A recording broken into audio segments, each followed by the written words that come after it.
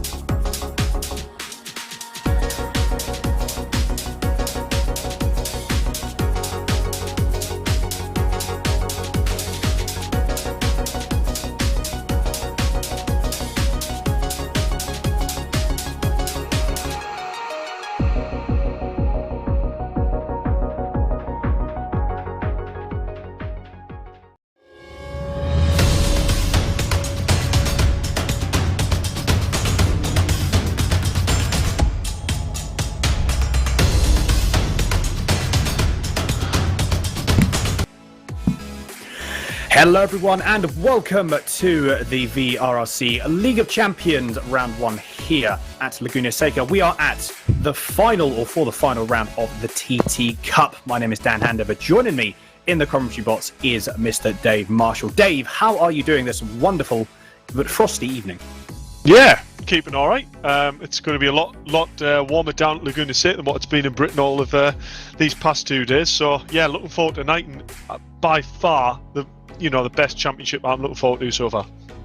Absolutely, it is TT Cup. There's actually the first ever, one of the first ever races I actually commentated on was the TT Cup that VRRC hosted. It was, a few months ago. It seemed like an absolute age ago. And it was absolutely amazing, and I cannot wait to get underway again. As you can see on your screen, Laguna Seca, the fantastic, the wonderful Laguna Seca. It is absolutely amazing. 11 corners with, obviously, the infamous turn 7 and turn 8 of the corkscrew. I am so looking forward to this. Laguna Seca is one of my all-time favourite tracks, and what a start to the TT Cup, Dave. Yeah, it is. I mean, we redesigned the tracks, not the actual track itself. We sort of redesigned the championship, incorporating tracks that we thought worked best for this style of car. So obviously it's really unique with this car having the push-to-pass feature, which is about 8 seconds of a boost from the turbo. So we try to incorporate tracks with a bit more gradient or longer straights, just to try and make them cars go for moves that you wouldn't normally see on maybe the slightly tighter tracks that might not incorporate that car quite as well. No, this is very true. I'm excited to see how we get on, especially going into the course. It's going to be very, very cool with the push pass there. As you can see on your screen, look at that, 4 rounds. We've got Laguna Seca, we've got Monza. That's going to be a draft track if anyone knows that. Paul Ricard, interesting one. I've not actually commentated on that before. Excited to see that going on as well. And then to round it off, Silverstone Grand Prix. I mean, again, another one of my favourite tracks. To be fair, Dave, another very good track selection, so I do appreciate it. I'm looking forward to commentating on these. But yeah, it's just, these are so much fun. I couldn't believe the amount of... If for everyone that's been watching the previous League of Champions series that have been going on for the past few months, if you thought that all the other championships had some action, this is going to be another level. Yeah, this is the TTs for me is probably the best championship, best car combo that I've ever seen, that I've ever watched. If I'm truly honest, I wish I was on the grid driving this championship. It is that much fun. It doesn't really matter about outright pace because you haven't got a clue what the race strategy the other drivers are regarding this push to pass. Yep, this is like I said. We've got an idea, but obviously the drivers certainly won't have that knowledge of how many push to passes left. Obviously, you get a certain amount per race, so we're going to get the information. Obviously, the drivers are not. I suppose another thing I'd like to talk on, Dave, is it's all come down to this, isn't it? All the different championships that have been going on, the different series that we've had. This is the one. It's always been right from the word go. It's a marathon, not a sprint. It's all well and good being quick in one kart, in one championship, and in one of these disciplines. But this is where it all comes down to the very important one. With the prizes that we've got on offer are absolutely amazing. Yeah. This is what it comes down to, isn't it? You've got the main runners for is Jack Mack, Jordan Bredin, Mike Epps has turned up. Even though Mike missed first round, he still proved that, he's got the pace. Just see Will Fairclough there supporting. Is that probably a winner's Dunlop hat, I think? It might be, yes. He might give us a thumbs up if he near us, maybe? No, I don't know. I'll question him after the race and see if that is a winner's Dunlop. I knew he's probably got a few of them. But yeah, so this is what it comes down to. So them are going to be the main guys to be watching for League of Champions. But honestly, if we thought we couldn't tell who was looking as a favourite to win the TTs, we really can't tell, who's going to win it. So, mega. This is going to be very, very good indeed. As you can see, the bottom right-hand corner of your screen, man of the hour for last week, Mr. Jack McIntyre, who really is a bit tired there, is he? He's sort of going quite relaxed, as you can see, just yawns. So he's going in very relaxed, seems to be with the TT Cup. But yeah, a lot on the line. Like I said, there's so many different ways this can go, and there's so many different ways that people can plan. Not only us as commentators, because we've got an idea or a potential theory on what's going to happen. However, you can think of a million different things, and the one scenario that you don't necessarily think of, that's the one that pops up, which is something that I love about racing in general, let alone racing in something like these. But we do have qualifying. We'll be getting underway, or I believe it is actually underway. It is qualifying. Yeah. I'm very intrigued to see. We've actually just been told it's just October, in fact. So we're going to be jumping to that in just a few moments' time. But Dave, like I said, you've driven these cars, obviously a lot more than I have. What is? I know that everyone enjoys them. What's the appeal with driving these cars? What is it about it? Because it's front-wheel drive, so that puts you in a position of you generally think that as much as people like touring cars and everything, people would prefer rear-wheel drive. So we've seen the Porsches and so on and so forth. What is special about this particular car? I think you've got to look a bit of inspiration from real life. If you look at real life, why does people love British touring cars so much? It's front-wheel drive. The majority of the cars are front-wheel drive, should I say. Relatively low powered, not reliant on aero, so contact can happen, and if it does happen, it's not the race ender for a car. And the car's a little bit easier to drive, if I'm honest, than a typical GT car, and it just means that wheel-to-wheel racing is a little bit easier, a little bit more forgiving, but provides, for personally, a lot more action. Well, this is very, very true. I mean, like I said, from the TT Cup race that I saw, like I said, when I was first commentating, did the remainder of the series, I mean, yeah, wow, it definitely took me by surprise, I have to admit. And I'm sure with the drivers that we've got in here, at the moment, look at that shot. Absolutely, look at the elevation. It's one of the ones that even sometimes, as much as all the camera angles, it's nothing like you really can't get a sense of the drop. I think that, to be fair, gives you probably the best camera view of the elevation change of how the corkscrew really fares. It's one of the tracks one of the tracks I'd absolutely love to drive around in real life. Hopefully, when this is all over, I will be able to. Look at the livery there. That was Dan Zelos with what a livery that is. It almost looks like, remember David, the old what Red Bull do when they have like the pre-season camo cars? That looks amazing. You know what? I actually talked to him, and that's exactly what it's based from. Really? He asked his graphic designer. He's supporting his new Dan Zelos logo on the side of the car for his racing in Mini JCW.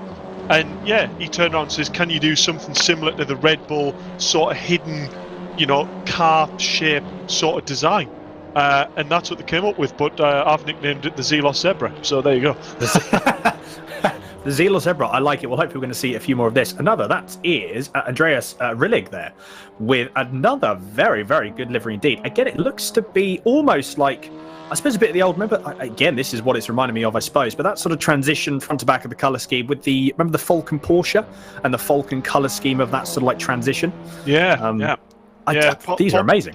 Popular Falcon Porsche and big in the drifting scene as well. Yes, in the drifting scene. Yes, very, very true. And we've just been told by Mike Yao, the broadcast, it says it reminds me of the extra Wrigley's chewing gum, which I suppose it's the right colour scheme. Dave, remember, it's the pastel colours. Pastel colours are there. Yeah, would this be true? Well, to be fair, it's doing its job, because I actually want to type that into Google now to see what them actually do. So it's definitely worked for the advertisement. Well, there we go. There we go. Right, so look at that. Just ticked under 12 minutes of qualifying. Again, amazing shot there. Mike doing some absolutely amazing track pan cams. I absolutely love them. So we're on Luke Weston, a name we have not seen before, although I recognise TechSpeed Motorsports as a sponsor on his car. So yeah, this is something, a driver that we have not seen currently in P11, but I'm sure his lap times are going to come down because these are the first flying laps coming in. Jordan Brennan is currently, well, Jack McIntyre is 2/10 behind. There we go. Weston's got in P7. Laramie in P6. Look at that from Laramie. What a time that is. Already in P6. Only half a second away from Mike Epps. Look at Stapleford, though. He's just pulled that first person in the 1:29.9s. And he's just under, well, he's 2.5 ahead of Brennan. I think that's going to be, well, actually, to be fair, Dave, what were the times looking at in practice? Obviously, you've seen, you're going to be doing safety car duties for us this evening. What were times looking like in practice? Honestly, what Robin's just done is probably about as good of a lap as you can do. I mean, we'll probably have to explain a little bit about push to pass here because, as you notice, if we'll see a car's side, you just got a glimpse of it there on Andy Carroll's car. It has a big zero where the back window will be, just behind the drivers and the passenger doors. As we're just going to see there. So you can see the zero in the top right corner. So what that basically is that's how many push to passes are enabled on that car. So there is no push to pass during qualifying. So what we're seeing here is a raw speed of the driver in the car. So these cars are 310 horsepower, but with this push to pass feature, which is a button enabled on the driver's steering wheel, it enables a boost of 50 horsepower with the turbo for the car. And as I say, it's enabled for 8 seconds, and then there's a 16 build-up period where you can't re-enable it for another 16 seconds, and then you can use it again. So you get 15 of them per race, which works out about 1 per lap. But obviously you can use them as long as you wait for that cool-off period. You can use them as much as you want or as frequently as you want. So yeah, that's why we're seeing probably times extremely close in qualifying. But regarding race strategy in the race, who knows when people's going to use them. But this is what makes this series so interesting. This is very true, Dave, as we see Mike Epps on board, well, on your screen currently in P6, a second off. Look at the time. Look at Robin Walters, Robbie Stapleford. That's one, well, near as makes no difference, a thousandth of a second, although Mike Epps had just gone quickest in Sector 1. Purple sector, you see the bottom right corner of your screen, by 0.5, so he is not hanging about. He wants more than P6 as he goes a little bit wide, trying to use all of the track and just a little bit more, but that was all okay. I doubt he didn't get held up at all, and that's probably his normal racing line. What's he going to be like going through the corkscrew? Again, planted where the car needs to be, just cutting the curb as much as he needs to. We're going to see Sector 2. He's a 10th up in Sector 2 as well, so he's gained another 0.5 in the second sector. He's got 2 more corners left. Look at the glowing brake disc. What an amazing shot that is, going through into turn 11. Tricky 90-degree left-handed. Got to get the braking zone right, otherwise you'll be running off into the gravel, which is what you don't want to do. Executes it absolutely spot on. This is going to be a very quick lap. I can imagine potentially Brennan's going to have to pull his finger out here, and he, oh no, so he goes, so he lost a bit of time in Sector 3. Lost a lot of time in Sector 3. Yeah, I mean, to be fair, he lost a little bit of time, but look at the time still. We're looking at times there. What's that? Top 10 separated by just over a second. And as I said, it all comes down to that start strategy. All it takes is for a driver to go, right, I'm going to use 4 push to passes in the first lap. And you've got a lead driver who goes, right, I'm only going to use 1. And straight away, push to pass on a section can be worth up to 2.5. So there's straight away a second of pace activated in a button, forcing a driver to defend by using his. Well, this is not, to be honest, Dave, I keep forgetting that the push to pass, it's going to add that extra element of tactics here. I'm actually looking at I'm just looking at the level, at the light level. Are we going to be seeing some night driving at Laguna Seca? Because the lights are on. It's definitely got darker since we started practice.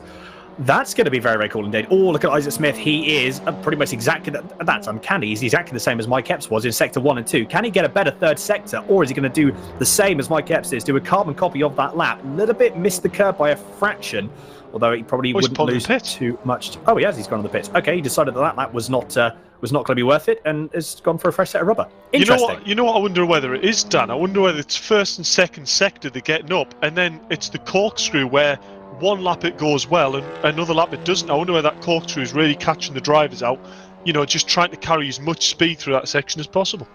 Yeah, this is true. I mean, to be fair, it's like Corkscrew is one of those tracks. It's one of those corners, isn't it? It is. I believe it's like 3 stories elevation change, something like that. I suppose in the robot. It's massive, isn't it? Massive. Yeah, I know. For people that are watching that don't know Laguna Seca, it's the Corkscrew is what you just saw on the camera. That is one of probably the trickiest corners in, I think, in the motorsport world. It's one of those ones you go in completely blind. You have to trust your instincts, I suppose, to a certain extent. You've got a couple of visual cues that you can use, but you've really got to put the car in a position where, I suppose for a portion of it, you're a passenger going down that hill. As the car drops away from you, the suspension drops away, and obviously the road falls down with that really sort of aggressive drop. For a moment, you are a passenger. You have no steering at all. You have to wait for the car to come back to you, the suspension to compress back into the tarmac, and then you can go. We're actually going to see Dan Zelos going to go through into the Corkscrew, and this is going to be a fantastic shot here. Again, love these on boards that Mike puts on for us. So again, goes through, absolutely committed. So blind here, and then you have to pick up the slack. So for a good half a second, I think, Dave, you'll put your car in a position you think, well, let's go, and you have to then adjust depending on how you come out at the bottom of the Corkscrew. Yeah, for sure. It's definitely not a corner where you want to be going in 2x2, is it? As we see the zebra on screen there. Sorry about that pun, that was dreadful. But anyway, I was going to say, for all it looks mad on screen, can you imagine doing that on a motorbike? Because I know they do motorbike races around here as well. Imagine doing that on a motorbike. Nutters. That'd be absolutely terrifying. But bikes, for me anyway, are terrifying at the best of times. I've only actually, do you know what? I actually recently got into MotoGP at the start of last season and absolutely loved it. I was just like, what? Why did I watch Formula 1 for so many years? This is so much better. But anyway, let's see. Controversial. I know. Conversation for another time, that is. Please don't hate me in chat, everyone. Right, so moving on. So Paul Laramie is going to go through another lap here. 2.2 seconds currently off. Is he going to improve? He doesn't particularly that lap, but he's got just under 5 minutes left to go, and he is on another flight. I've just seen Robbie Stapleford in his current sectors. Sector 1 is a purple sector. Sector 3 was a purple sector. So Robbie Stapleford has now currently secured pole position by just under 2 tenths. Robbie is absolutely flying. To do a 29.5, there's drivers that struggling to do a 29.5 with push to pass, so that is some serious commitment. He's obviously been doing the practice because that is a stunning time. Jordan Brennan there's just managed to pip Robin Walters' original pole lap time there, by 100th of a second there. As we see Jordan Brennan on screen, he's in his lovely liquid molly car. I like that. But yeah, Jack Mack, 4th place. Mike Epps with limited testing, I know, in 5th. Andreas Rillig, new to this championship, sitting there in 6th place. Great showing. Look at the list. I could just go down and see the quality of drivers in this grid so far, and what the separated by is great to see. Yeah, this is absolutely. And I think, to be fair, once everyone gets a little bit of blame there from Mike Epps' TT there, very cool indeed. But yes, Andreas Rillig, like I said, one of the newcomers to this championship, doing very, very well in P6. Like I said, he's only a couple of tenths behind P5 which is currently Mike Epps. It is getting very close. Andy Carroll has just gone up into P10, so he's currently, like I said, just shy of P9 by just over a tenth of a second. Yeah, when you look at, I'm getting excited already because as we've got 3 minutes left to qualify, I've no doubt that the times are going to come down. They're going to get even closer. But yeah, like I said, with that push to pass, this is just going to be, Andreas Rillig decides that he wants to go grass cutting, and that's not the best way to drive that particular corner of turn 10. Sheepdog Cloud of Weir Fairclough's current sponsor on his Audi TT in P13 at the moment, 1.6 seconds off. I think regardless where you are, Dave, there's a battle to be had 100%. Yeah, for sure. I mean, as Will's on screen there, Sheepdog Cloud, I remember having a conversation about this because I thought, what a strange name to have on the side of your car, or what a strange sponsor. And I remember him actually saying that's exactly his idea. I believe it's a company that he set up as a bit of like a car marketplace, where a bit like Auto Trader or something like that. And basically he's gone for such an outlandish name that it sticks in your head and go, what the world's that, and you have to search it. So fair play to Will and good luck with his venture. But yeah, there it is, Sheepdog Cloud. Well, I mean, to be fair, it's definitely stuck in my mind. I suppose, at the end of the day, like I said, absolutely good luck to him. Really, really good stuff, and a slightly different marketing tactic. I like it, but yeah, it's definitely stuck with me. I'll tell you that now. I'm gonna have to Google that later. Do you know what? He's done well, because I'm gonna have to Google it later. Yeah. He's currently in 13th place. You could see he was actually just shaking his head going through, I think, up to the corkscrew. So obviously wasn't particularly happy with that lap. Well, Mick Sutton decides that he wants to have a small excursion going through. That was, I believe, going through turn 5 as he goes through turn 6 now, down to the infamous corkscrew, turn 7 and turn 8, and then turn 8A, I suppose it would be. We'll just ignore that. Corkscrew is going to be turn 7 and turn 8. As he goes, a little bit too wide, and that's going to compromise him all the way down. That's one thing that drivers have got to watch out for, Dave. It is, if you miss your braking zone by a fraction, there's a wall not very far away from the edge of the tarmac, but even if you do save it, you've lost half a second maybe at minimum. Yeah, for sure. I mean, if I'm truly honest with you, he got away with that better than I thought he would have done. He managed to keep it on track and didn't seem to lose that much time. But yeah, definitely the better line is we see Jack doing it here. Just nibble the bit of gravel coming in, get the car nice and straight going down. But yeah, to be fair, Mick managed to keep that on track. That car wouldn't have been easy to keep a hold of going down there. The car loads up a lot. The wheel will be very heavy in the bottom. So yeah, he did well to get away with that. He did indeed. So Jack McIntyre, he is going to be starting his final lap. You can actually see him there using as much of the track as possible to try and get the best run that he can. But at the moment, he is still in P4, 3/10, or as near as makes no difference. Under half a tenth away from Mike Epps, who's in P5. He's got a bit of a gap to Robin Walters in P3. But as we have spoken about before, these gaps do or potentially mean absolutely nothing, because we have the push to pass and the tactics and the strategies that people do have. I think I saw it in TT Cup. A couple of the drivers, I think, actually, to be fair, Dave, because you were racing with the TT Cup, weren't you? Yeah.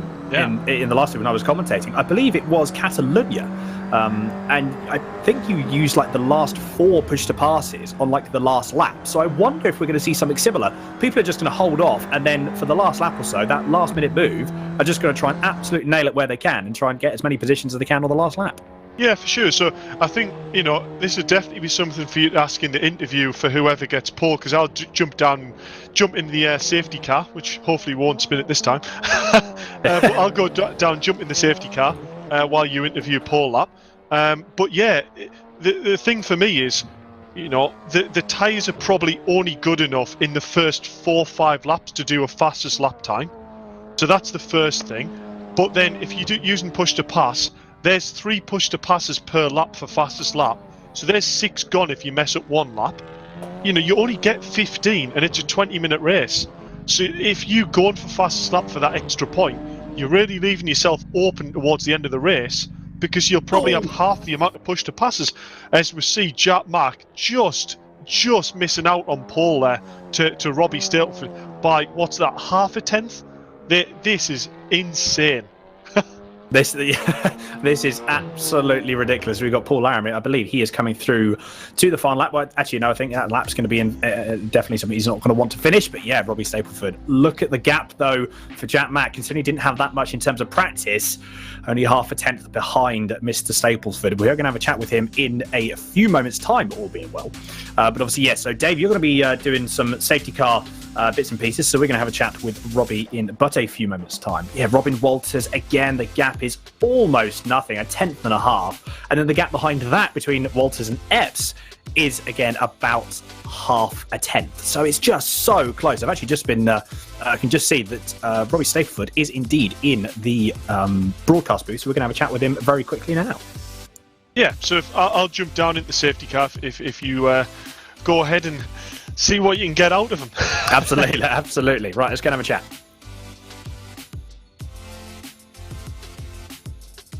So, Mr. Stapleford, congratulations on pole position for race. I suppose for race 1. How are you feeling? Yeah, thank you, Dan. Yeah, just got that lap hooked up, and then just came in pit lane and chilled a bit, and then I saw Matt and Jack went quicker on the last lap, and I thought, have I done it? And then I've just done it by half a tenth. So yeah, really happy. Good way to start off the championship.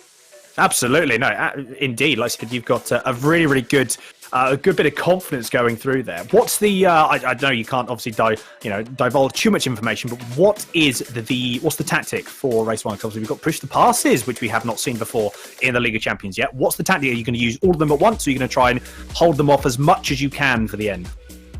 Probably just use a few at the start just to get a gap, and then just maintain the gap behind, and then just use them towards the end, and hopefully it all comes home.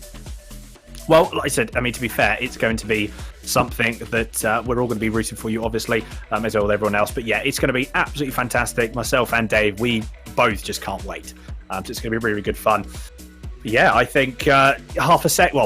I was about to say half a second, then it's not half a second. Half a tenth separates yourself and Jack. He is looking very, very quick today. So, well, as you say, he's looked quick all season. So, I suppose it's going to be something like, so you're going to want to try and break the gap. What happens if you don't break the gap? Is it just going to be something you have to try and again defend? And are you sticking with the strategy of those push to passes and just use them sparingly until the end? Well, just hope that because I know Jack's probably going to have good race pace, so hopefully me and Jack can just get away. And if I don't pull away from Jack, then hopefully we just work together and then battle at the end. Good stuff, good stuff. Well, like I said, Robbie, all the best. I'm hoping we get to catch up with you after race 1. But yes, good luck, and we will be watching with great intent, and looking forward to seeing you in a bit. Thank you. And there we go. That was Mr. Robbie Stapleford. Very perky. He sounded very, very cheerful, which is obviously, I'm not surprised. He's got pole position for race 1. So we are looking very, very good indeed. I just can't wait. I absolutely can't wait. Also, we've got a few people that are having a chat with us. Apologies, I've not seen people. I've not been speaking to people. So who do we have here? Oh, well, it's Aidan. We have Aidan. Hello, Aidan. How are you doing? We have Amy Roberts, who we have here. We've got Marcel as well. Welcome, everyone. And Maximilian, we have Max as well. So thank you very much, everyone, for tuning in. Make sure you do like, subscribe, comment, do as much as you can, get involved. We do like chatting with everyone, and we do like chatting with people as we go on and the race. It keeps us I said, if you've got any questions as well, do ask us as well. So we're always here to help out, and always here to have a chat when we do need to. I believe Dave is still Dave is actually back. I'm back. We are back. I've managed to, come back in the commentary booth for a minute and a half before the race starts. And to be fair, hopefully it won't have to be used. The safety car, we only want to really bring out if there is a big collision.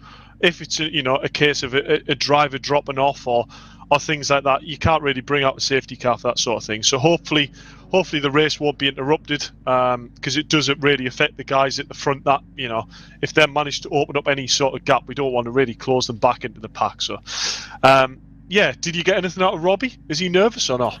No, he's pretty cheerful. He was pretty cheerful. Yeah, he's very, very cheerful. So we're going to look forward to seeing that. I just actually want to quickly point out. So you see the number 15. For everyone that's watching, the number 15 you can see on the side of the car. That's obviously Stapleford's car, currently on pole position. The number 15, that is the amount of push to pass they have. Dave was touching on it a bit earlier on. So do keep an eye out. This is one thing for you guys. Do keep an eye out for that number coming down, because that is the number of push to passes they have left. You're going to see loads of different numbers, because loads of different people have loads of different tactics. So it's going to be interesting coming up. We don't, like I said, me and Dave, we have absolutely no idea who is going to be and what strategies people are going to use. Like I said, Robbie seems that he's going to be wanting to try and hold off as much as he can until the very end. But we're going to find out in just a second, as the lights, as you can see on your screen, are just about to go on. This is going to be absolutely incredible. I can't wait. Lights are on, and away we go now. And this is a very, very good start indeed. Pretty even start that we can see there from everyone. No one's really got the jump, but at the moment, Robbie Stapleford has still gone he's still in leading, only by about a car's width though, Jack McIntyre, and that is, I believe, I'm trying to think who that is. That's Robin Walters are going to go potentially side by side. Is it going to be Jack McIntyre? Is still currently in. That was Jordan Brennan. Apologies. So side by side, still going through into turn 2 is Jack Mack and Jordan Brennan. This is what we wanted to see. This is absolutely what we wanted to see. And Jordan Brennan has got it. Oh, a little bit of an accident at the back there, but manages to keep it straight with a boot full of power. And off he goes. Can't quite see who that was.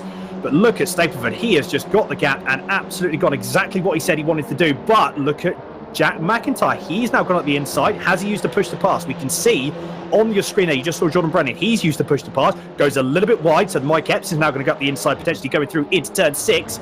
Or this is going to be corkscrew for the first time. And Mike Epps has done it. Mike Epps has gone through, and he's now in P3. Stapleford is absolutely gone. Jack McIntyre has pulled the gap now. So Jordan Brennan and Mike Epps going to go through I was thinking for a moment they were going to go side by side, but they decide not to. So down into corkscrew for the very first time. Jack McIntyre looked a little bit slow. I'm not too sure what Geps was doing there. Oh, we've got a safety car. Everyone is slowing down. I did actually hear, I thought I heard something that Dave was, I'm sure I had a notification that Dave did go into the driver's chat to chat to everyone and tell them a safety car, and that obviously has indeed confirmed it at the bottom of your screen. So, bit gutting for Stapleford. I'm sure that was something he didn't want. But this is what so what's going to happen now is whether the safety car is going to get picked up or this is a virtual safety car, not entirely sure. We're going to see in a second if the safety car has indeed been deployed. But yeah, Stapleford absolutely gutted because he had all of that gap, probably best part of a second, and now it's all gone to almost complete waste, but he's still got the, as we see here, there's Dave Marshall currently there in the safety car, the number 50 car. We've got all his push to passes left. I wonder if he's going to use any of those. But yeah, so he's going to be setting the pace. I guess it's going to be only one lap of the safety car, and then everyone is going to come in. Stapleford will then take over the pace, and he's got to make sure he gets a good jump. Laguna Seca, it's a relatively easy track to get a good jump. You've got the last corner where you... whether he'll go before the last corner, I'm not entirely sure. My bet is it will go before the last corner. That's what I'm going to potentially say. It's either that or he's going to absolutely sit on the button until the start-finish line, and then he's going to go. But he does control the pace all the way up until he decides to go, and everyone else has to go behind him. That was Will Fairclough. Not entirely sure what happened there. I think Will Fairclough just been told as well. He unfortunately put it in the wall. As you can see, the damage on the front of the car, the Audi TT, has indeed seen better days. It's looking a bit sheepish there. That's one. That's my one for that's my one for the evening. I'm glad I got that in there. And Dave wasn't here to see it. That's a bit of a shame. But I wonder they may actually do another lap. Jordan Stapleford hasn't exactly set the pace off, and as I say that, Dave has decided to prove me wrong, and he is now pulling away. So Stapleford has now inherited the to be the pace car, as it were. So he now sets the pace. I reckon, like I said, he's going to go before the last corner, weaving as much as he can, and I believe that is him. No, it's not him gone, so he is backing up the pack. He's going to be sitting there right till the word go, potentially on the start-finish line. No, he is inside it, and he has gone. So, straight on the last corner, he decides to put his foot down, and he has got about half a second of a gap. So we're back underway, going through into turn 2. I keep saying Andretti hairpin is actually considered turn 2. I keep forgetting that. So I'm going to have to try and remind myself of that. Oh, a little bit sideways there for Stapleford. He's got cold tyres. Couldn't warm them up as much as Jack McIntyre, who's now decided that he wants a bit of piece of the race lead at this moment in time. But yeah, Stapleford just couldn't quite get his tyres warmed up. That's another big thing. If you've got to try and keep some heat into these rear tyres, especially as they're front-wheel drive, the rear can come around on you so quickly. But he's managed to keep his composure, and he's now pulled half a second again. So in the... Well, I've actually just looked. Yes, Stapleford, he's got 13 push-to-passes left. Jack McIntyre's got 14. I know it doesn't seem like a lot, but that one push-to-pass can make all of the difference.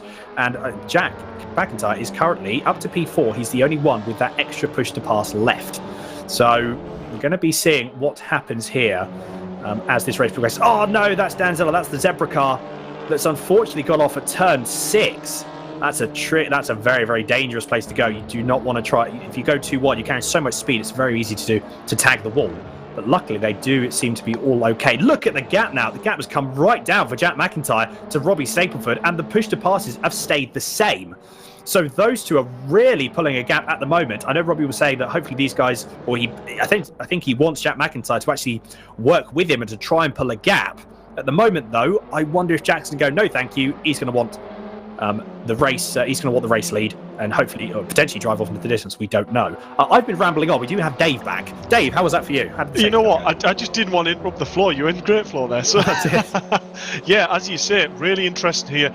You know, Robbie Stapleford. It's a strange place to see that push to pass activated there. As we see it just in the cooling off period. So that was obviously down the finish line straight there. Both Jack and Robbie used it. Hence why the gap hasn't really increased or decreased there. But yeah, Mike Epps up into 3rd place. You know, all the front runners are still up there, really, aren't there? It's just unfortunately Dan Zelos who's dropped off. Maybe that was clipping the inside curb. When we go up to that corner, you'll notice there's a really severe inside red sausage curb on the inside there that if you clip that, your car does not like that.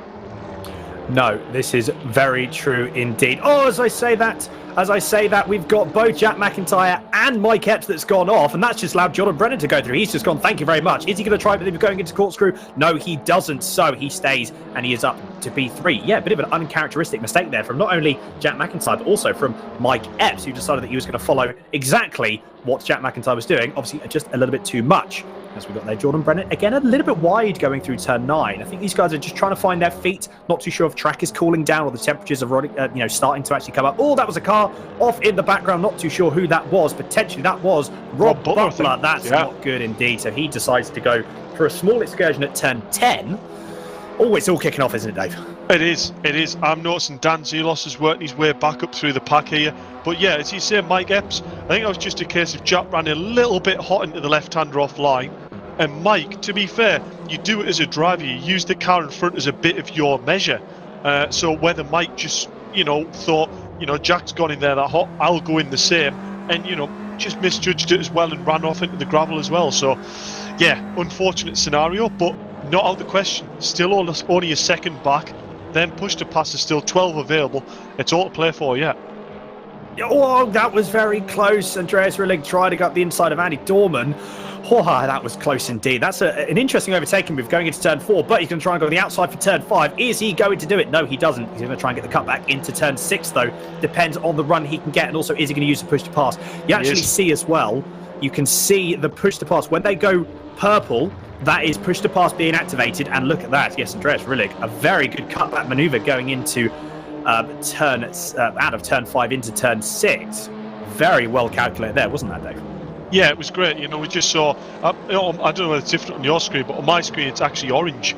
So when the little box lights up orange, that's on push to pass. When it's blue, it's the cooldown. When it's green, it's ready to activate.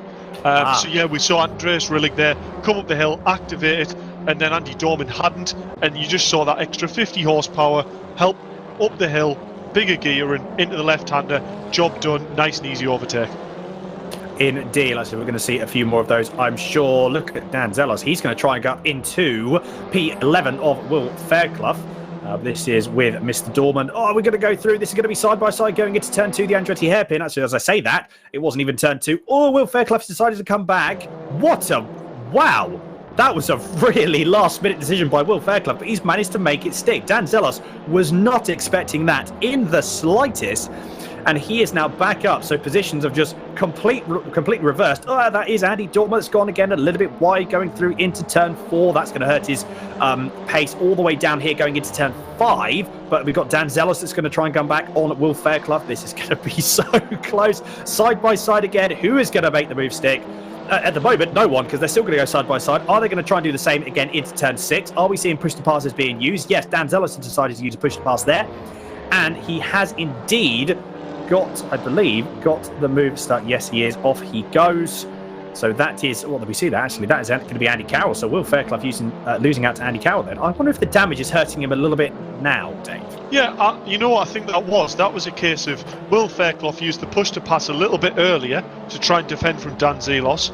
Dan Zelos then had the cut up the hill with push to pass, but then the problem was Will Fairclough was still regenerating from that first one. So then Andy Carroll used push to pass, and Will had nothing then to try and keep that place, and then he was a sitting duck. So yeah, fair play to Dan, he played that well. Will, this is the sort of thing that we see with this push to pass. It is really hard to read what is going to happen. I know, it is. That just makes it all the more exciting for us. As you can see, top of your screen, 10 minutes has just under 10 minutes left, and I'm sure we're going to see so much more action. Oh, that's going to be Will Fairclough going to gut the inside of Andy Carroll. Is he going to make the move stick? Yes, he does indeed. Another late maneuver there going into, turn 2. I keep saying it, the Andretti hairpin of turn 2. So yes, that's very, very close. 2 cars becoming 1 at that moment in time. Mike Epps in P4. I was actually about to say no man's land, but he's not. He's got Jordan Brennan 4 tenths ahead of him, and he's got Robin Walters 4 tenths behind him. So he is in a position where he can't necessarily attack. I don't think he's not close enough to Jordan Brennan at this point, and Brennan's got some really good pace. but he's quick enough that he is keeping a distance from Walters. Again, looking at the push to passes, this is interesting though. I believe that is Mike Epps that's still got 10 left. Brennan's only got 8 left, and Walters has got 9. So that could very much play a part in the closing stages of the race, which is going to be very interesting to see. Oh, that was Dan Zelos going a little bit too wide of a corkscrew. As I say that was Carroll trying to follow him. We've actually, oh no, apologies, no, we're going to gloss over that. That's Will Fairclough there, the on-board. That's right, we've got the on-board shot here. Look at the wheel movements as well. This is one of the things that I do quite like about these sort of front-wheel drive cars, is the amount of movement. It's not just sort of like put the car into a corner, plant your foot, and off you go. There's so much more to it than that. There's so much, in some cases, actually more difficult, I suppose, in some ways, to drive a car faster than a rear-wheel drive car. Yeah, so with a rear-wheel drive car, you know, you can get away with getting early on the throttle and use the back end to rotate the car. Obviously, in a front-wheel drive car, you try and do that, the front end just pushes on, you get loads of understeer, and you've lost all your time. As you see Will Fairclough there getting a brilliant cut back there on Andy Dorman. Andy Dorman's going to show his nose. No, he's tucked back in. Expect here maybe to see Andy Carroll just try and use one of them push to pass. But he can't look. Oh, now he can. There we go. It's just gone green there, coming onto this straight. Will we see him? Oh, there was a collision up the inside there. Oh, that is luckily just Will gone. Fairclough managed just to keep that going. Andy Carroll's lost out there big time, to be fair. So yeah, as I was saying there before, you know, I can't remember what I was saying there before, actually. Push to pass. Push to pass. What was I saying about push to pass? I completely lost track of mind there. It may come back to you. Okay, we'll come back to that thought, Dave. We'll come back to that thought. But yeah, that was... I'm not too sure what happened. I wonder if Andy Carroll decided he wanted to try and make the move up the inside of turn 4. And yeah, 2 cars don't go to one position. As we've got there, Luke Weston, like I said, the newcomer to the TT Cup. Oh, that's going to be... I wonder if he had a little bit of a tap there. I think he did, because Will Fairclough has gone a little bit wide. It was well recovered, that, though. It was indeed, wasn't it? It very much was. Oh, look at the gap here. Mike Epps to Jordan Brennan. That gap has come down, and Mike Epps still has 2 push-to-passes in hand over Jordan Brennan. So generally, I suppose, at this moment in time, what they're doing is they're using one going through, I suppose they're using one a lap going down the main straight. You'll see them used up more because they have got some in hand. Like I said, obviously people do have more than others. Stapleford has got 9. McIntyre's only got 8 though, so he's got 1 less. So he almost has to wait, I suppose, in a way, for Stapleford to use up another one. But then he doesn't know that information. He has absolutely no... He's got potentially an idea, but there's so much else going on that he hasn't really got an idea of how many push-to-passes Stapleford has left. He'll be able to see that used one there. Oh, that's going to be a little bit wide for Brennan. So Mike Epps is putting me under pressure for the last 5 or 6 laps, and now the move has been made. That was a very, very well executed overtake there. To be fair, actually, I say that Mike Epps didn't really need to do much. He just needed to put under pressure, which is exactly what he did. Just sat there, didn't need to really sort of push aggressively. The gap was open, and then he went through. So biding his time very, very nicely indeed there. So he's now up into P3 as the gap stays the same, 0.4 of a second or thereabouts between McIntyre and Stapleford. Oh, as we see Jack McIntyre, so he's using another push to pass, so 1 more down than Stapleford. I think Stapleford is using his going up through the corkscrew, or going up to the corkscrew between turn 6 and turn 7. And Jack Mack is using using his one going through the start-finish line. So interesting, the position of these, not only, you know, how many they've got left, but also the position at which they're using them. Yeah, definitely, and I wonder also, it doesn't necessarily apply to Robbie and Jack, but I noticed it a bit with Jordan and Mike. I wonder whether Mike was managing it to just hold on to his push to passes a little bit because of his slipstream. You know, he was close enough to Jordan Brennan to sort of gain the advantage of that push to pass in just slipstream alone, meaning he didn't have to use it. Maybe that's an option, but that maybe also is telling us here that we're seeing Jack maybe not quite with as much pace as what Robbie's got, because Robbie's not actually having to use them. No, this is very true, as we see there, yeah. So Stapleford's using his, going up through into the corkscrew. I mean, to be fair, it's not a bad place to use it, because you've got that incline. Obviously, the car is actually accelerating less, so any additional power you can give the car, I suppose, actually, to be fair, it's a very, very smart place to use it. So yeah. Interesting there. Interesting. Good tactics there from Stapleford. And it seems to be working. Like, Robbie is still obviously ahead, and the gap is exactly the same. Nearest makes no difference. It's 0.4 of a second. As this is a battle here for this is P6, I think it was. Yeah, through a battle for P6 at the moment. Oh, look at that. This is going to be so close indeed. That was Rob Butler going through, potentially up the inside of Isaac Smith. They're going to go side by side into turn 11. What's going to be the outcome of turn 12? It is no change. So Isaac Smith still just about defending off from, that was a bit of a tap there, I think, on Max Edmondson. So Edmondson, Smith and Butler. Oh, there's a change for the lead. There's a change for the lead. Something has happened. Jack has got up the inside. Jack McIntyre now takes the lead of this race off of Robbie Stapleford. I wanted to be fair. He may have just been a little bit closer. Potentially, Robbie may have had a slightly poorer exit going through into the last corner. And with that push to pass that Jack McIntyre used, obviously he's now up the inside. But role reversal now. This is where Robbie Stapleford could potentially get back. The gap is 0.4 of a second, but he always uses his push to pass, as we have seen, going through up into the corkscrew. I think he's actually a bit too far back for it to work, Dave. Yeah, I do. And the other thing as well here is, I think Mike Epps is actually slowly just starting to creep onto the back of the top two. So let's not rule Mike Epps out of this. He's still got 6 push to passes. If he uses them wisely and he feels like he's got them a bit left in hand towards the end of the race, we could see all of them really close up to Jack here. We could indeed. Interesting though, Stapleford didn't use his push to pass going up to the corkscrew that time. So again, he knows that obviously he was too far back, so he's saving them potentially. Obviously, yeah, he is saving them for the clutches of Mike Epps. But at the moment, everything does stay the same, as Mike Epps has just used another one. As we say that, the top 4 use all of their push to passes in the exact same position. But the gap, though, is, as you say, Dave, the gap is coming down. 0.8 of a second is between Mike Epps, and actually, apologies, 0.6 of a second is between Mike Epps and Robbie Stapleford. So, yeah, this is going to get, as I'm sure, very, very close. 2.5 minutes left, but this is the battle. It's still raging on between Max Emerson and Isaac Smith. Dan Zelos, look, he's come up to P8. He's moving his way through the field, and is he catching up? He's got 1.9 seconds. Is he catching up to these guys? If these guys battle too hard, and Dan Zelos is going to be right in there with a chance at P6. Yeah, I think that's exactly what's happening here. Dan's put a great performance on here to pull himself back from 12th. Just see, is that Weston making a move on Fairclough up the inside? Will that be job done? It is. Great move by Weston there. So, yeah, great to see him in his first championship also moving up the grid. Will Fairclough does seem to be struggling. I just wonder whether there's maybe damage from the early contact that he had with Carroll there.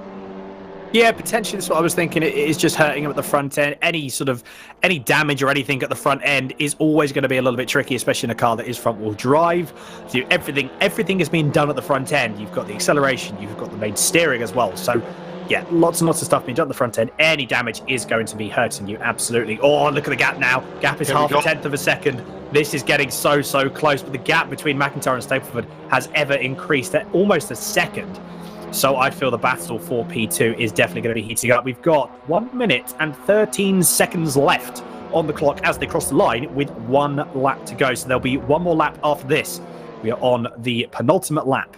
And at the moment, Mike Epps, don't be wrong, Robbie Stapleford is going to make it incredibly hard for him. I am absolutely sure I would put money on that.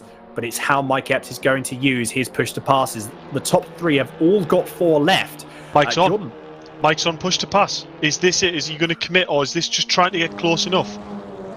He was quite too far away. I'm interested to see why he used to push to pass then, because he was quite a way back. So, I mean, he has closed up. You are right there, Dave. He has closed up the gap, as you can see. So Mike Epps' push to pass is now regenerating. This is where Stapleford will use his. As I say that, it does turn on, so the gap is going to start increasing now. So they're both on 3 again. Jack McIntyre, though, doesn't really need to use any at this moment in time because he's still got 1 extra left, which he may be saving, obviously, for the last lap. But 3 push-to-passes potentially in 1 lap. Oh, this is going to be so good. Look at that. They're almost absolutely even Stevens, the top 3 are, as with Jordan Brennan there. Jordan Brennan's got no push-to-passes left, so he's trying to pull out as much of a gap as he can to Robin Walters, who has 2 left. Is that a second and a half in it with those 2 push-to-passes? Potentially. We're going to find out in but a few moments' time as we are on to the very final lap. Everyone here with 2. Actually, I say that McIntyre with 3 push-to-passes left, and we've got Stapleford and Epps with 2 push-to-passes left. So, look at the gap, though. The gap has come down. Epps can't... To be honest, we've got Jack here sat on 3. I don't know whether, with the cooldown, whether you actually use 3 push-to-passes left in the remainder of this lap. I reckon he might actually end up with one remaining at the end, which in that case, could he have used a little bit more boost earlier on to help pull away a bit further? Well, this is actually the true thing. I mean, to be fair, at the moment, it's not really. It doesn't seem to be phasing it because the gap is still half a second. So, as you can see, so Jack McIntyre is now regenerating at the moment. Is it going to regenerate before he gets going through from turn 6? I don't think you're. I think you're right, Dave. It's not going to regenerate quick enough. Oh, this is all of a sudden turned into very very close indeed. Look at Stapleford. He's going to use another one. Is it going to be a move going down the outside of Corkscrew? No, he doesn't. He thinks better of it. So the gap is going to be through. Oh, that's so close. It's going to be a drag race to the line. And to be fair, these guys, if they get both the same exit, they've got one push to pass that they can use each. It's going to be even Stevens here. But yeah, as you say, Jack McIntyre lost out on one extra push to pass, although he's got one more corner left. It won't make a blind bit of difference who is going to be coming out on top, and it is going to be Jack McIntyre. Look at that. What a well executed move, and Jack McIntyre takes race 1 victory. That was that was nail biting stuff at the end there. Yeah, to be fair, I was watching that and I couldn't even make sense of who was going to finish where at one point. But trying to look at the push to passes and think, well, 3 push to passes is probably worth 3/4 of a second, and that's only a half a second gap, and that was getting really tense. But as we see, Dan Zelos managed to work his way up to 6th place from, I believe, 12th. Well, fair play. Fair play indeed. So we've just got Andy Carroll left to finish, Paul Laramie and Andreas Rillig left to finish with a slightly wonky rear wing. That's definitely seen. His car has seen better days. Look at that.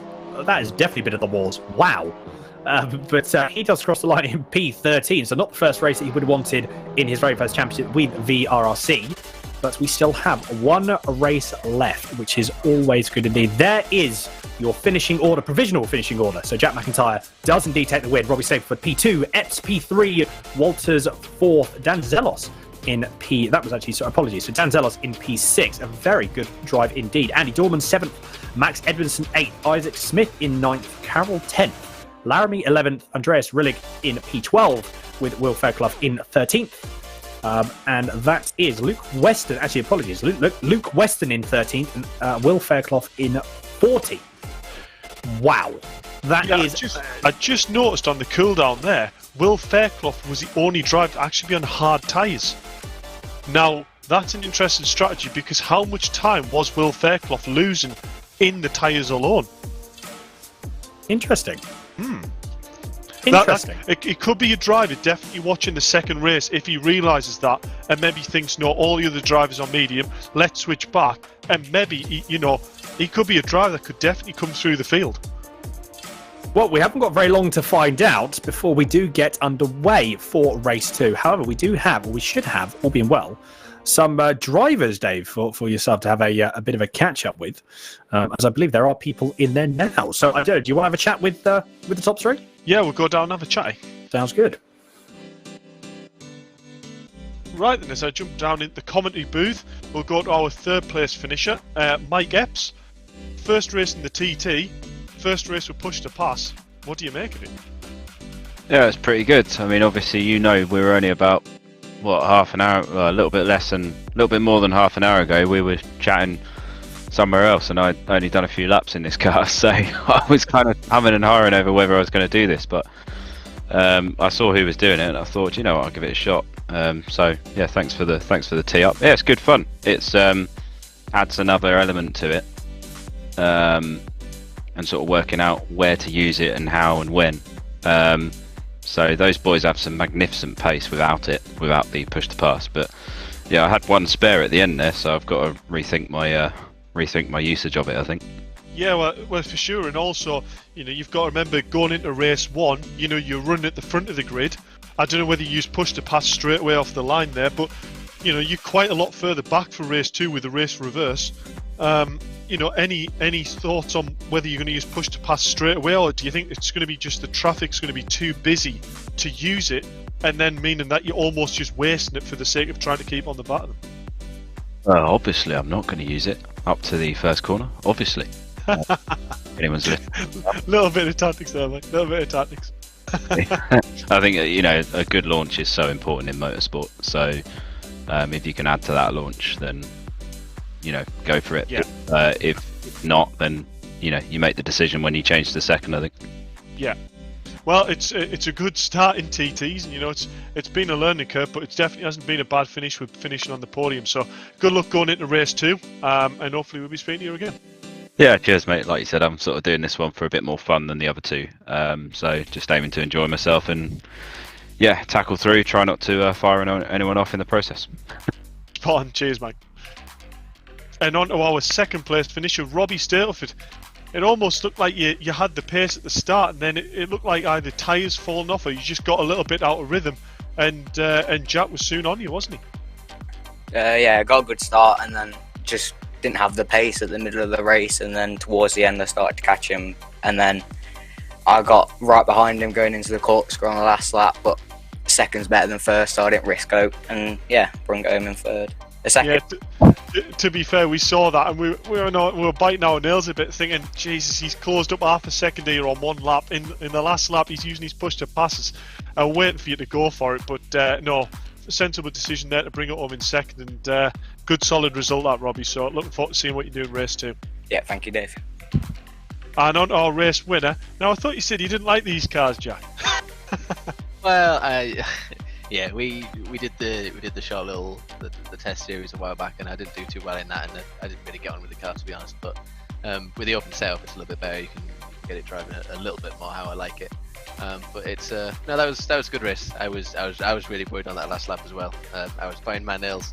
I saw Robbie coming, real quick from behind, and I made a couple of mistakes. But yeah, glad to hold on. I had a few push to passes just in case. So.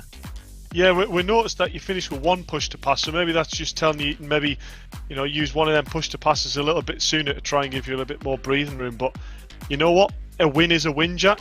You drove well, and a good luck in race 2 trying to get through that grid. Yeah, thank you. Right, and done. To me, to be fair, Jack, he was worried there in the last lap. He made it sound like he knew Robbie was coming. Yeah, and to be fair, I think. To be fair, for someone who said they don't really like the cars, it's not really phased him too much, is it? He definitely wasn't as comfortable as I don't think. Obviously, he has been in the previous champions that we have seen for League of Champions.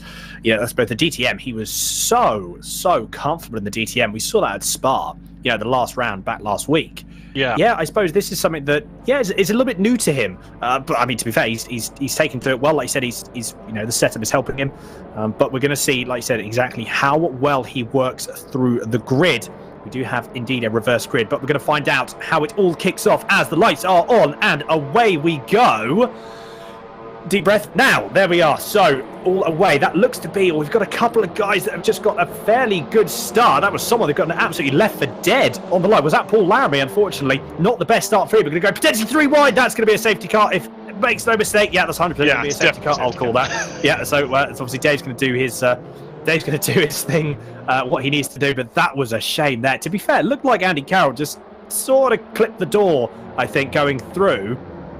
These drivers wouldn't have been told of safety car just yet, although, as I said, I think everyone's yet. So there we are. Safety car has indeed been informed for everyone, and off we go into this pace lap. Could very well be that it's just a virtual safety car. That's going to be an interesting thing. Is it going to be Isaac Smith, who has certainly come out on top, and he's now leading with Butler behind and Brennan in P3. Epps, though, doing very, very well in P4 already.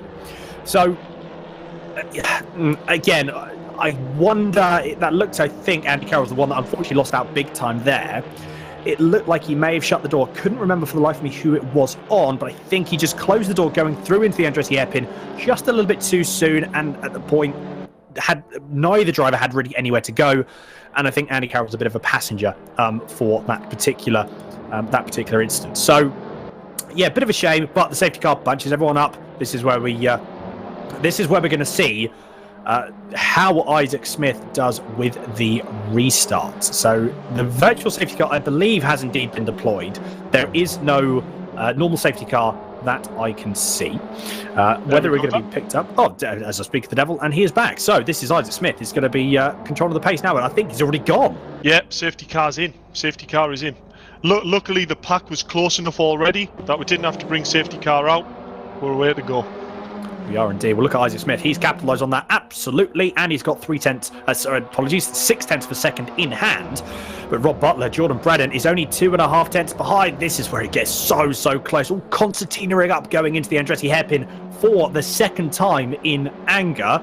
Bit of gaps opening up behind, but the top 5 are so close indeed. Mike Epps, look at that glowing brake disc, trying to use as much as he can on the brakes. Oh, that was a little bit wide for Rob Butler. He's going to lose out on 1 position, maybe 2. He has indeed. He's lost out 2 positions to Mike Epps, although as I say that, he's not going to want to give up that position too easily. And he goes a little bit further off. That's not good indeed. Dan Zelos has now made his way up to P6 again.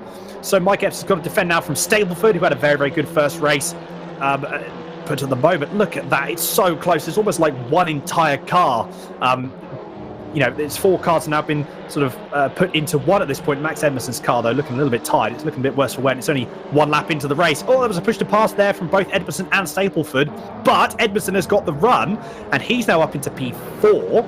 So, that must have been a tap there. There was absolutely no way that wasn't a tap.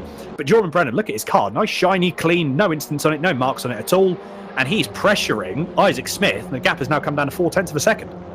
Yeah, Jordan Brennan's definitely got his head down here, doesn't he? But Mike Epps up into P3 already. He's definitely looking like he's on a mission here, isn't he?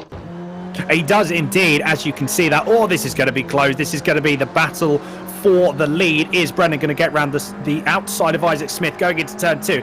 Is he going to do? I think he's already done the move. The move has already happened. But oh no, that's another massive incident there. That was Dan Zelos getting involved with the zebra car, and that's Robbie Stapleford. Oh my goodness, that has not gone how he wanted it to. That's such a shame there for Robbie.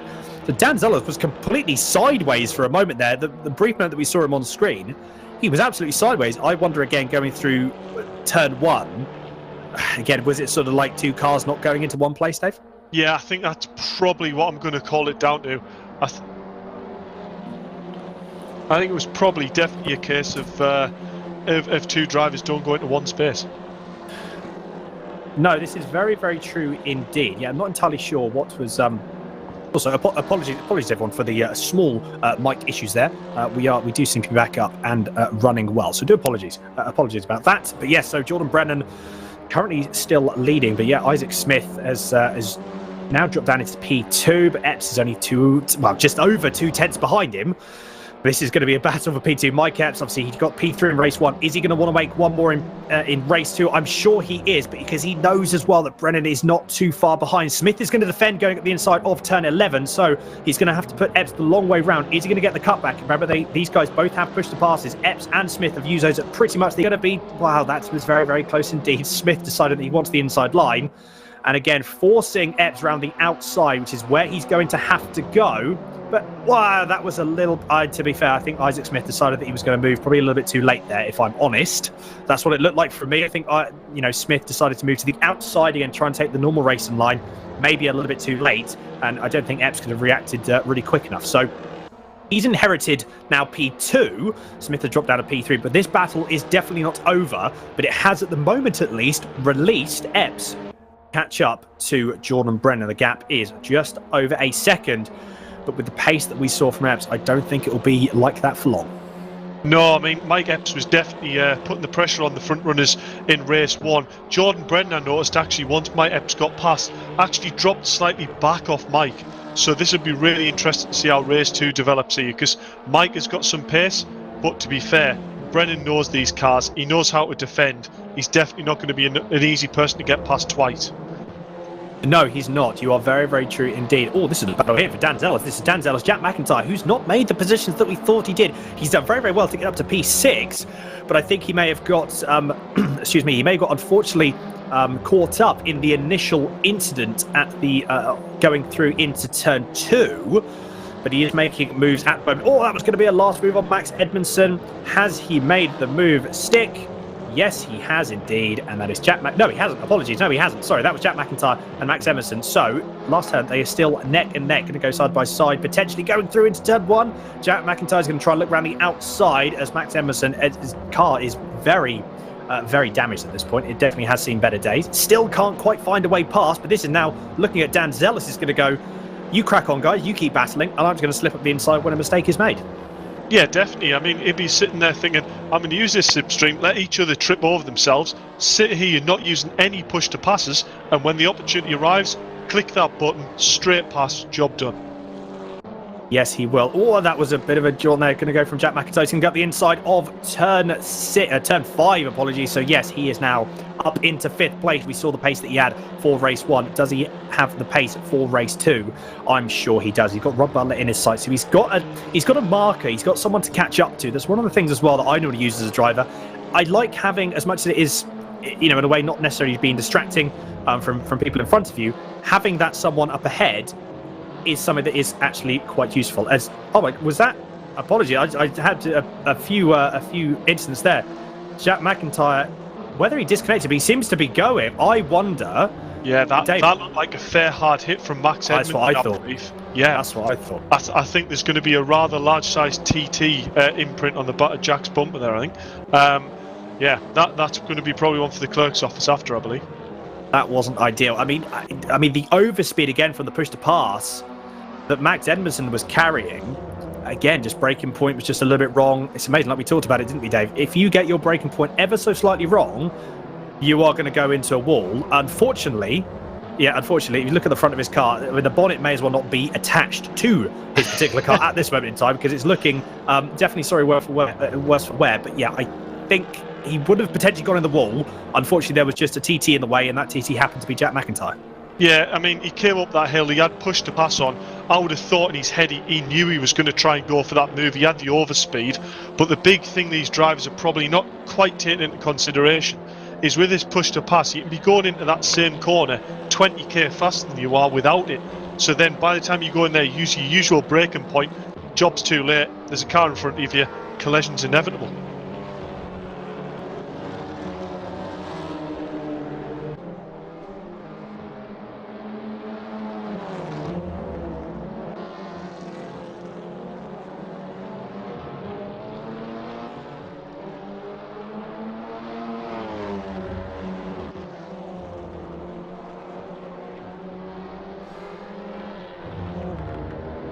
I don't know whether we've lost Dan here on the stream. Can I clarify? We have. Okay, no bother. Yeah, so unfortunately we've lost Dan there, as there's another collision there between Dan Zios and Max Edmondson. No love lost there, I don't think, is there? So yeah, continue down. Yeah, I believe Max Edmondson's almost just letting cars past here. This car's far too heavily damaged here to really be competitive, I believe. I mean, look at the state of that. Yeah, Robin Walters has got through. Jack Max fighting his way back up from 12th on the grid here. Andy Dorman, I believe probably one of his best finishes in VRRC, has managed to get himself up to 6th place on the grid here. So that's great to see. We are back. We're back, Dan. We're back. Sorry, I'm not entirely sure what happened there. It's all just internet. It decided it doesn't want to be internet. But we are back. We're ready to go. So yes, like I said, Mike Epps. Look at the gap now from Mike Epps to Jordan Brennan. It's only 0.4 of a second. This is going to be so close. We've still got just under 10 minutes left. I can't wait for this battle to develop. Looking at push to passes though, Mike Epps still in double digits. Jordan Brennan isn't. That's one of the things to watch out for, because I don't personally think that Mike Epps is actually going to need to use that many. Is Jordan Brennan going to be using a bit more? The pressure that Epps is now putting under him is absolutely immense. So I think Epps is really in a controlling pace of this race at this particular moment in time, though. Yeah, for sure. I mean, from my point of view here, if Mike Epps can get the job done, even only using one push to pass, this is going to mean if he does get through, you know, it just means once he gets past, he can use them push to passes to defend and almost make it impossible for Jordan Brent to get an overlap on speed. Yeah, I know. This is one of the things we see there. That was Jordan Brennan. So obviously he's now used his push to pass is regenerating. Mike Epps didn't actually use one then, so the gap, I don't think he used one. So the gap has indeed increased a little bit, but that would be the reason why. It's not necessarily because the pace is dropped off for those guys. Wow, this is going to be a battle now. This is, I believe, Andreas Rillig and Luke Weston, the two newcomers to the series, and that is only just a few places ahead. Only one space ahead is. Sorry, that's Wolf Fairclough as well. That's actually Wolf Fairclough, Luke Weston, and Andreas Rillig all battling for top 10. and that is Paul Laramie that's going to try and get involved as well. If these guys hold each other up anymore, Paul Laramie is going to get involved in the action. He's not too far away. This battle here only being separated by about 1.5 seconds maybe, and I'm sure it's going to come down even more if these guys keep battling how they are. Yeah, for sure. Laramie's really impressed me here. You know, he's holding on to that pace. He's keeping the pressure on. He just needs to hang on to them push to passes and use them in the right place. See here, gaining right up in the back of Will Fairclough on push to pass. This could leave Will Fairclough open going into the corkscrew. It could indeed. Are we going to see? It doesn't seem like it. So we do have that. Everyone stays exactly the same as where they are. But look, great, Dave. This is your cam. This is your cam. You like this cam? Yeah, the Duke on board cam from the door. Great 90s touring car shot here. On board with Mike Epps going down towards turn 1. We notice Jordan Brennan, 5 push to passes used in that last 2 laps. Mike Epps hasn't used a single one. Jordan is really feeling the pressure here. He is indeed, and this is just going to absolutely play into the hands of Mike Epps because he knows. I think Jordan Brennan knows to a point as well because he knows he is dropping him consistently. So I wonder if Brennan knows that he's also that he knows that Mike Epps isn't using his push to passes. It would make sense if he knew that because he could see that from the times. Although as I say that, Mike Epps decides that this is now or never to use the push to pass. They're going to go side by side going into turn 6. Are they going to do it? They're still side by side going into turn. Apologies, that's turn 5. Now they're going to go into turn 6. But I think the move is already done. It is indeed. Well, as I say that, no, Jordan Brennan decides he wants to try and go up the inside again. Wow! Oh my goodness, that was perfectly timed there for Epps. I think Brendan Halsey had a little mistake, dropped a little bit of pace going on the exit of turn 4, and Mike Epps read that almost essentially. It looked like he almost read it before it happened, and he just pushed got the push to pass done, and the move. It wasn't plain sailing though. Obviously, Jordan Brennan, even though he was slightly down on pace going into turn 5, put his car exactly where it needed to be. But at that moment in time, Mike Epps was like, "No, I'm having this position." And as we see now, the gap is now 0.7 of a second.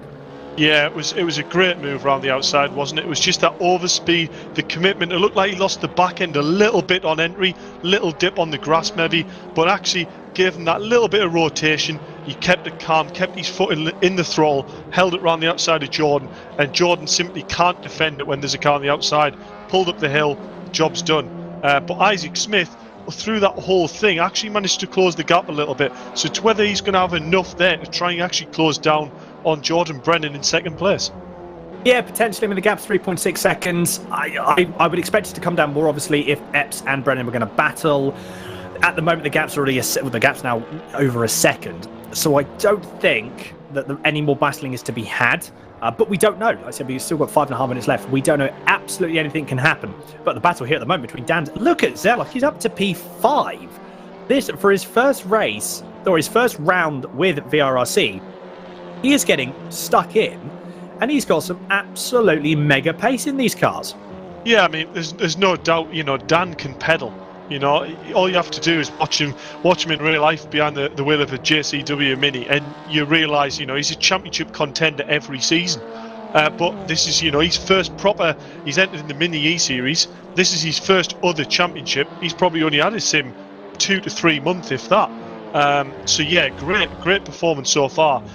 The thing what we're noticing is, it wasn't a great start to the race, and then he just pulls himself back up through the grid, just keeps chipping away, keeps overtaking people, and finds himself right up the top of the grid. To be fair, this is literally exactly, doesn't it? And the last 2 races that we've seen, race 1 and race 2, exactly what he's done. Look at Jack Mack, a car that is looking very sorry for himself, very sorry for itself at the moment. But he's up to P7, so a good recovery from Jack McIntyre. Has he got the pace to catch up to these two? Potentially. I mean, the gap probably isn't too. I think it's within a doable distance, although the damage is probably hurting Jack, I'm sure, at this moment in time. Yeah. So it's 2.6 seconds. Is that going to be had within 4 minutes? That's what, 5 laps is going to be? Yeah. 4 laps, I'd say. You know what? I would say it's possible for Jack to close that gap to Robin, but it might be close. That might be on the line if he can. With a non-damaged car, I wouldn't hesitate. I would say, Jack proved his pace in race 1. He is flying. Race 2 here with damage on board. I think we've probably seen a car that's just struggling for straight line speed here, really. Yeah, It's one of these things, even with the push to pass is not going to save you if you've got the considerable amount of damage that Jack McIntyre probably does have. Because I'm guessing, obviously, he got hit from behind, and I'm guessing he went into the wall as well. So he's got damage not only at the front, but he also got damage, obviously, at the rear. But Rob Walters, currently on his lonesome a little bit in P6. As I said, he's dropping back ever so slightly from Dan Zelos. The gap has just come, it's probably gone up about a tenth of a second, maybe a little bit more.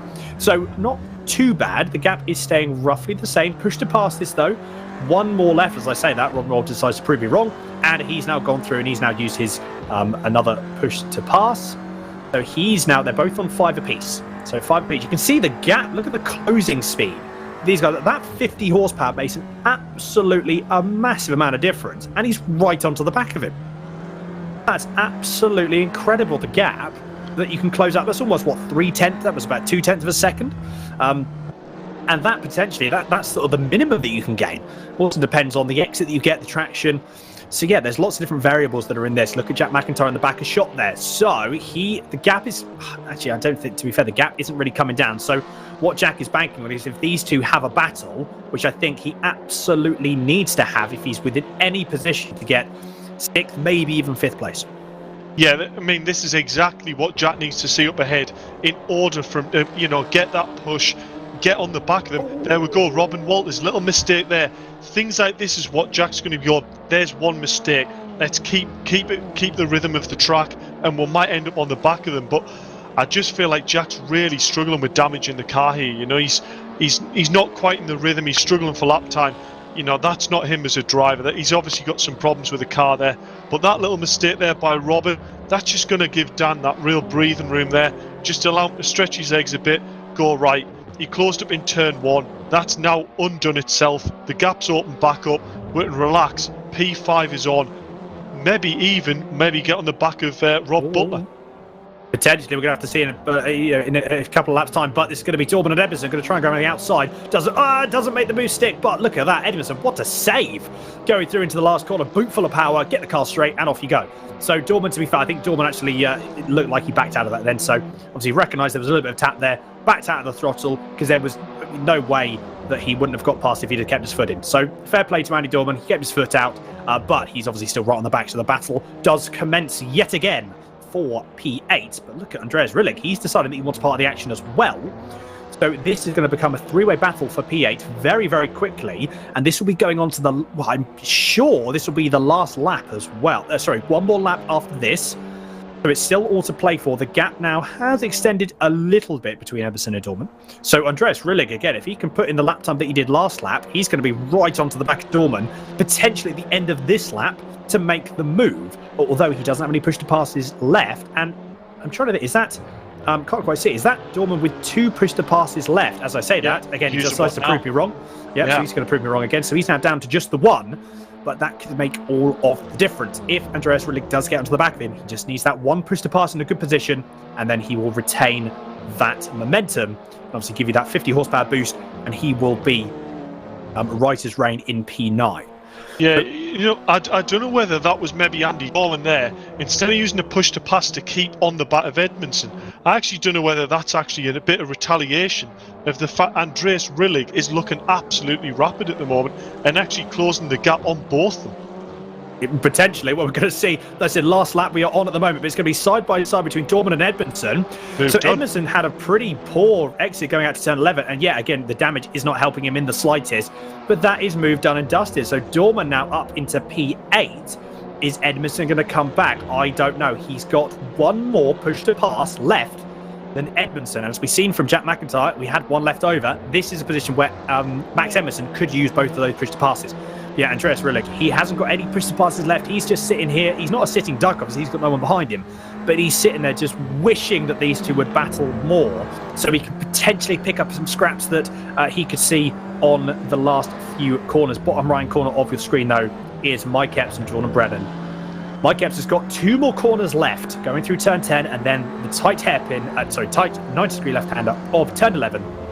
And then he will be the race winner for race 2. With 3 push to passes in hand. What a drive. What a drive. And to be fair, he has done it. He's used 1 push to pass just for good measure. 2 push to passes left over.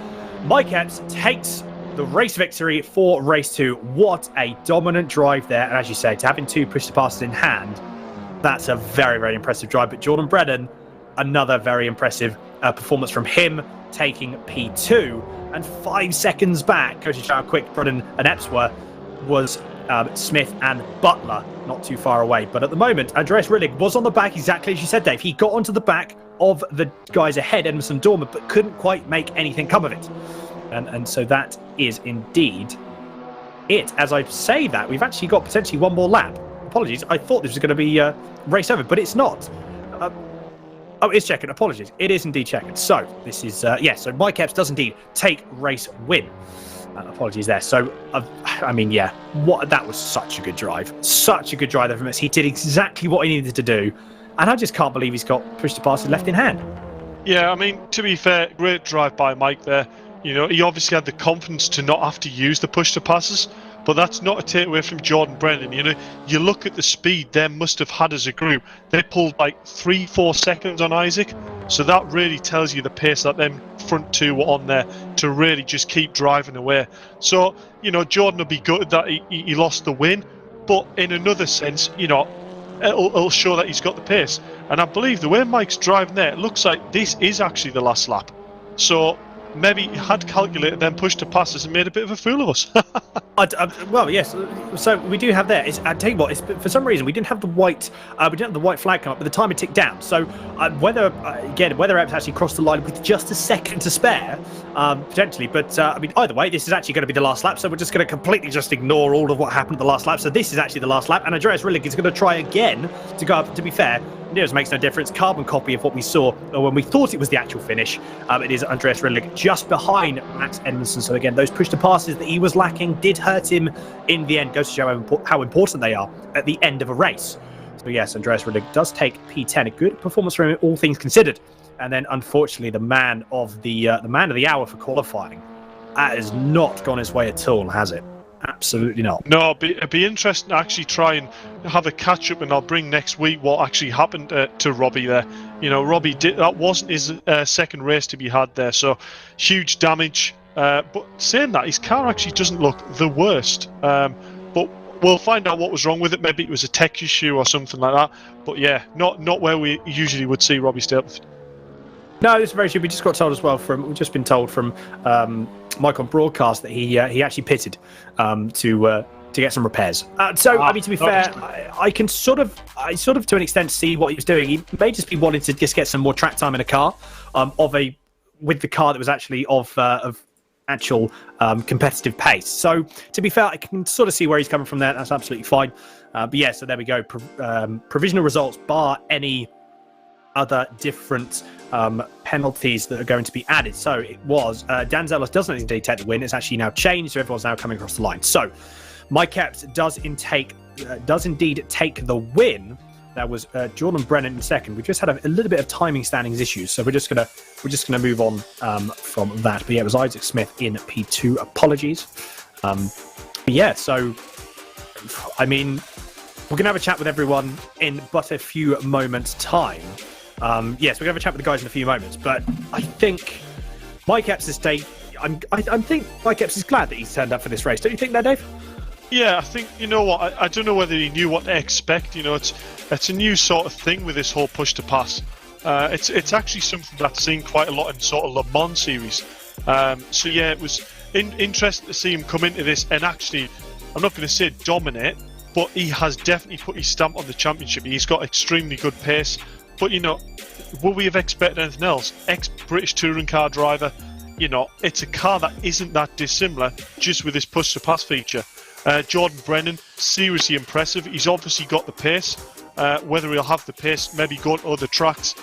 The likes of places like Monza, you know, it's more about the racecraft of Monza rather than actually just finding outright track speed in it. So, yeah, definitely be looking forward to the future rounds of this series because it's been action-packed from the start, hasn't it? Really. It has indeed. It has indeed. But we do have the drivers from the top 3 of race 2 in the broadcast booth now. So, Dave, I'll let you have a chat with them. I'm excited to hear what these guys have to say. Yeah, we'll jump down. And we'll jump down to the company box and go to our P3, Isaac Smith. I take it, a good solid result there. You got through the pack, but just not quite enough to hang on to Jordan Brennan for a move. No, just not really enough pace in the car. I haven't tested enough in this car because I've got 3 other series to worry about. So yeah, well, to be fair, we're hearing that from a lot of other guys. The amount that's sort of on in esports at the moment is massive. And then, lo and behold, hopefully we'll get the real season up and running when you're back in the real car. But regarding the TT, how are you getting on with the car? Is it reasonably stable and sort of, what it's going to do over a race distance, or is it throwing a few kind of worms towards you and throwing a few curveballs? Well, obviously last season we did the TT Cup, and compared to last year, it does not seem the same car as what I remember. Obviously, it was a very, very good setup on the car back when we originally used the car, which was fixed, and this is all open, so we're trying all sorts of new things. So even in that last race, I was changing cambers, toes, all sorts of things, trying to get some pace, and luckily it came through for P3, but it'd have been nice to be knocking on the door for either a 1 or a 2. No, to be fair, it was a good solid drive, Isaac, and it's bringing home good points, so we'll look forward to see what you do in round 2 of the TTs, and I think it's definitely going to be an interesting round for sure. Yeah, it should be, really. The cars are a mega car to race, and obviously push the pass just adds to the fun. Something completely different, eh? Right, good luck anyway, Isaac, and we'll go on to our P2 guy, Jordan Brennan. Just not quite enough to hold on to Mike, was it? No. I had the pace in the car, I just lacked consistency. Yeah. To be fair, it goes hand in hand, doesn't it? It's good to have the pace, but you also need a consistency to bring home the win. But I mean, stellar drive to bring it back through to P2. There was the likes of Jack, and there was a few other drivers that we expect to see up the front of the grid that really struggled, and you and Mike both seemed to manage to pull straight through the grid. So, I tell you, was it a relatively easy start of the race, or did you have to sort of have 8 eyes and didn't have a clue what was going on? Well, I got a good launch off the line, and then everyone in front of me just disappeared. I came out of turn 1 in P3. I was like, all right, that'll do. You know what? Sometimes it's the luck of the draw. Some races go your way and others don't. And to be fair, a lot of people had a pretty disastrous race in front of you, and you managed to get through relatively unscathed. So, you've got to take the advantage while you can, don't you? So, great result anyway, Jordan. 2nd place, great points haul for the championship. And we're looking forward to seeing what you can do in round 2. Cheers, thank you. Cheers. Mike Epps, winner and a podium. Can't complain with that, can we? Yeah, no, not a bad start at all. I think Jordan touched on it. The start was obviously one of those perfect scenarios for those who got through. I sort of saw the contact and saw the swing, and you could see that it was all going to go, and it led into a gap that opened up. Parked it behind someone in 3rd or 4th, and just pushed him through. Which is perfect, really handy to get that, and then a safety car called so you can kind of consolidate the position, which is great. So that was really good. I want to say sorry to both Isaac and Jordan if it was rough on the way through, but I don't know if I was getting some ping or if they were or what, but certainly cars didn't quite stay in their normal position at certain points during that race for some reason. Like, I even had I'm pretty sure Jordan disappeared and then reappeared, speaking of disappearing, when I was overtaking him, so I don't know what happened there, but hopefully it was okay on his screen. But yeah, mega run through, really. That's how those races really want to go, isn't it? I had a lack of consistency and a lack of testing as well, as I'm not just doing this as well as mini challenge and touring car, but I'm also doing VCO, which is a F3 series on iRacing, and that's tomorrow evening as well, so I'm testing for that. So it's absolutely flat out with every single type of racing car at the moment. But great race. Toying around with pace at the end, trying to get a lap in to make sure I get that fastest lap. So I definitely made a couple errors and lost about 2 seconds in the gravel at one point, but there we go. Yeah, you're a very busy boy, but you're still bringing home the results, which is very impressive. I mean, compared to race 1, race 2, you just seem to have a bit more of that consistency and even more pace. I take it that's just timing the car, is it, or you're really gelling with the car and it's feeling quite familiar, or? Yeah, it's quite a nice car to drive. It feels very Audi, for lack of a... It does. It just feels quite flat, you know.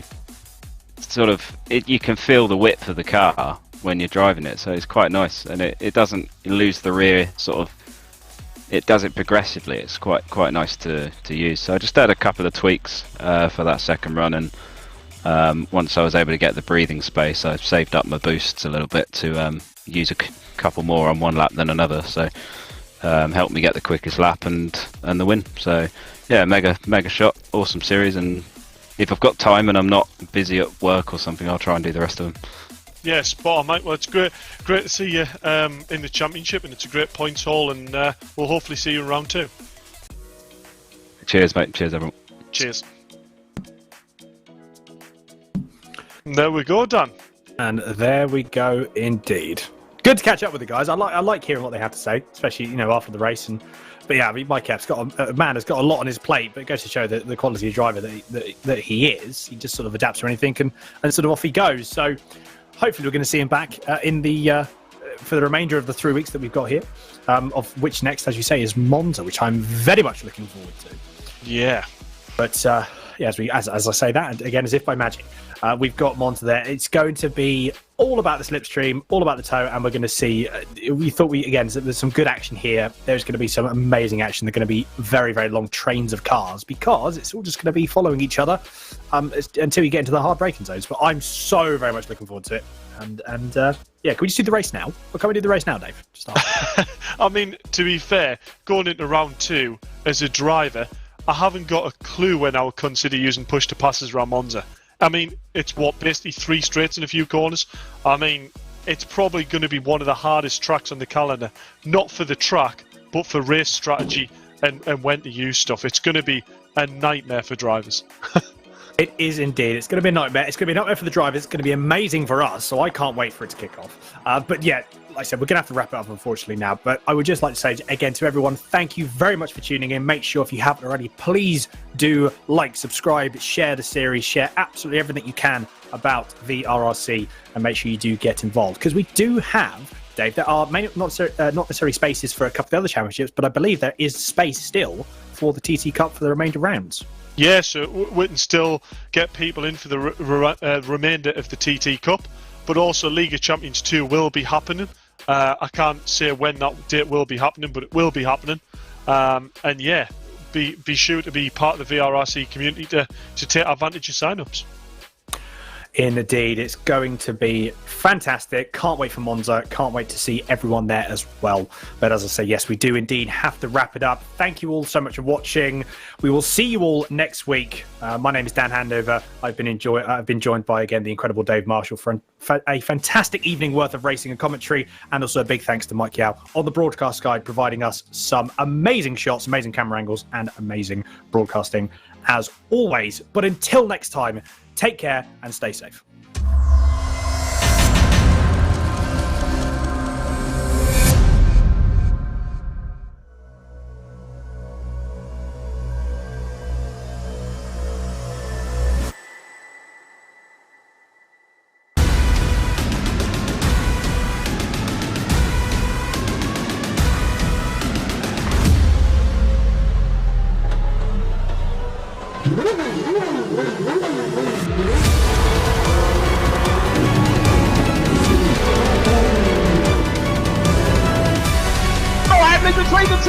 The inside of coats. Marcus gets too heavily involved. And that's Whitehead and Coates.